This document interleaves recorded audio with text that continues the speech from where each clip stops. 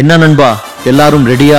தமிழக வெற்றிக் கழகத்தின் சார்பில் இஃப்தார் நோன்பு திறக்கும் நிகழ்ச்சி வரும் 7ஆம் தேதி மாலை சென்னை ராயப்பேட்டை YMCA அரங்கில் நடைபெற உள்ளது. இதில் கழகத் தலைவர் அவர்கள் இஸ்லாமிய பெருமக்களோடு கலந்து கொண்டு சிறப்பிக்க உள்ளார்கள். இடம் YMCA அரங்கம், ராயப்பேட்டை, சென்னை.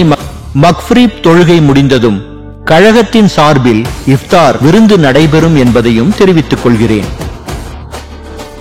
உங்க விஜய் காலத்துக்கு வந்துட்டா.